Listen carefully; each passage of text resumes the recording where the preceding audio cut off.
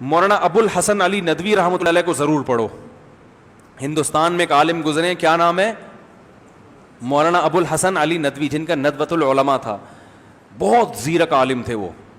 انہوں نے جو 100 سال پہلے پیش گوئیاں کی تھی نا, آج وہ پوری ہو رہی ہیں. انہوں نے کہا تھا مسلمان اگر سائنس اور ٹیکنالوجی کی طرف اور جدید ذرائع کو اگر استعمال نہیں کرے گا, یہ دھکے کھائے گا مستقبل میں. بہت سے لوگوں نے ان وقت ان کی مخالفت کی تھی, لیکن آج ان کی پیش گوئیاں پوری ہو رہی ہیں, وہی باتیں پوری ہو رہی ہیں. جب عربوں کی لڑائی ہوئی تھی نا اسرائیل سے, تو انہوں نے پہلے کہہ دیا تھا کہ عربوں کو شکست ہوگی اس میں, حالانکہ عرب بہت بڑی تعداد میں تھے. انہوں نے کہا عرب ہار جائیں گے یہ جنگ.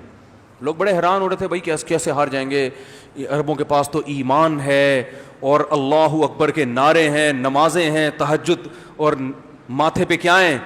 محراب. اور وہ اس وقت کے عرب آج کے رونے والے, شہادت کے جذبے سے سرشار, ہر ایک کا جذبہ تھا میں شہید ہوں, تعداد بھی بہت. انہوں نے کہہ دیا تھا کہ جیتے گا کون؟ بولو بھائی اسرائیل. جیت گیا اسرائیل, ٹھیک ہے نا.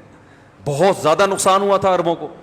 پھر انہوں نے جو اس پہ ان کے تبصرہ تھا نا, انہوں نے کہا کہ جہاں صورت کا مقابلہ حقیقت سے ہوگا, فتح کس کی ہوگی؟ حقیقت کی. فرمایا یہاں صورت ہے, دیکھنے میں بہت ہیں, نعرے بہت ہیں, سب کچھ ہے, اس کے پاس تیاری ہے جنگ کی, ان کے پاس جنگ کی تیاری نہیں ہے, جنگ کے نعرے ہیں. جیسے میرے پاس تلوار ہے, بارڈر پہ جانے کا جذبہ ہے, گھوڑا منگوا سکتا ہوں میں, لیکن اگر میں بارڈر پہ اس جذبے کے ساتھ پہنچ جاؤں, لڑ لوں گا نہیں بھائی.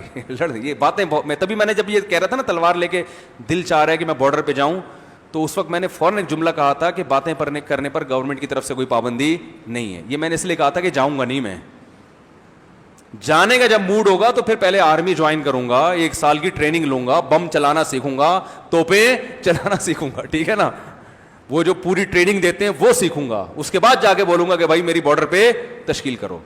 تو اور آپ بھی ایسی حماقت نہ کریں. ارطغرل ڈرامے دیکھ دیکھ کے لوگ گھوڑے ووڑے نا, ایک آدمی کو دکھایا, لوگ پتہ نہیں کیا کیا مزاحیہ چیزیں بناتے ہیں, گدھے پہ بیٹھا ہوا ہے, 2 طرف تلواریں لے کے نا. انہوں نے بتایا یہ ڈرامے کا اثر ہے. تو انہوں نے پہلے کہہ دیا تھا کہ فتح کس کو ہوگی؟ اسرائیل. انہوں نے کہا وہ تیاری ہے بھائی, یہاں تہجد ہے, روزے بھی ہیں, شہادت کا جذبہ بھی ہے. اتنا کافی ہوتا تو اعدوا لهم ما استطعتم من قوہ, جو قرآن نے کہا کہ دشمن کے خلاف قوت اکٹھی کرو. اور پھر ہم تو ہر چیز میں تعویل کرتے ہیں نا. قرآن میں اللہ نے کیا کہا ہے؟ ایمان والو جنگ لڑنے میں نا دشمن کے خلاف کیا بناؤ؟ اپنے آپ کو پاورفل کرو. تو ہو سکتا ہے کوئی جاہل صوفی اٹھ کے اس آیت کی تشریح کرتا کہ یہاں قوت سے ایمانی قوت مراد ہے, دشمن کے خلاف ایمان مضبوط کرو. تو اللہ نے آگے فوراً کہہ دیا وَمِن رِبَاطِ الْخَيْلِ, استبل بناؤ گھوڑوں کے, صحیح ہے نا. اور حدیث میں آپ نے تشریح کر دی, فرمایا الا ان القوۃ الرمی, یاد رکھو یہاں قوت سے مراد تیر اندازی ہے, تیر اندازی, تیر چلانا سیکھو. تو صحابہ نے اس آیت کا یہی مطلب لکھا, تیر چلانا سیکھا صحابہ نے, نشانے درست کیے. اور آپ صلی اللہ علیہ وسلم نے صحابہ کو ایسی ترغیب دی, فرمایا جس نے تیر چلانا سیکھا اور بھول گیا وہ ہم میں سے نہیں ہے. نہیں یاری بات, جیسے قرآن حفظ کر کے بھولنے پر کہتے ہیں نا وعیدیں, ایسے ہی جو اسلحہ چلانا سیکھا اور بھول گیا, آپ نے فرمایا وہ ہم میں سے, بولو بھائی نہیں ہے. اتنا بڑا جرم کیا بھائی تم نے, تمہارا ڈیفنس کیسے ہوگا اگر تیر چلانا بھول گئے؟ ہم کہتے یا رسول اللہ میں تو تہجد پڑھتا ہوں, میں تو اتنا رو رو کے دعا مانگتا ہوں, فتح میرا مقدر ہے. اللہ کے نبی فرمائیں گے تو تیر چلانا آتا ہے؟ نہیں آتا نا. تو اللہ کے نبی ہمیں لڑنے کی اجازت نہیں دیں گے. بولیں گے قرآن میں اللہ کہہ رہا ہے ان کے خلاف قوت.